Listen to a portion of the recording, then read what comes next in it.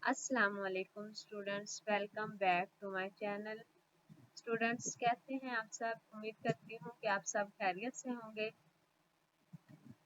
Students आज के lecture में हम मफूल के इक़साम के बारे में पढ़ेंगे, लेकिन इससे पहले हम अपने पिछले लेक्चर के बारे में जान लें कि हमने अपने पिछले लेक्चर में क्या सीखा था। स्टूडेंट्स लेक्चर नंबर 9 में हमने तशबीह और इस्तारा के मुतल्लक सीखा था और इनके इक़साम के बारे में भी पढ़ा था। इनके इक़साम है मुशाबा बा, मुशाबा बा, हरूफ, तशबीह और इस्तारा। इन सब के बारे में हमने अपने 9 लेक्चर में पढ़ा था। तो स्टूडेंट्स आज के लेक्चर में हम मफूल के इक़साम के बारे में बात करेंगे। इसके अलावा स्टूडेंट्स अगर आप में से किसी ने ग्रामर के हवाले से कोई भी चीज़ पूछनी है तो वो नीचे कमेंट बॉक्स में मुझसे पूछें। इंशाल्लाह मैं आपके हर सवाल का रिप्लाई दूंगी।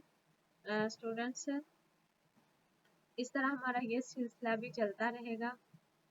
तो आज चलिए अब हम अपने अगले लेक्चर की तरफ बढ़ते हैं। आज का हमारा लेक्चर है मफ़हूम की इक़साम के हवाले से, काइंड्स ऑफ ऑब्जेक्ट के हवाले से। स्टूडेंट्स मफूल की 3 इक़साम हैं, मफूल बा, मफूल ला और मफूल मुतल्लक। मफूल बा जो होता है ये वो कलमा है जिस पर फेल वाक़या हुआ हो। मसलन सलीम ने शेब को पीटा।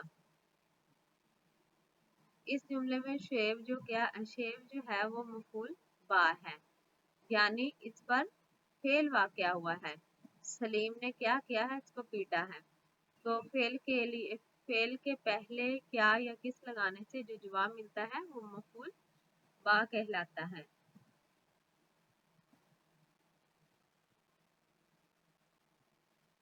इसके बाद है मफूल ला।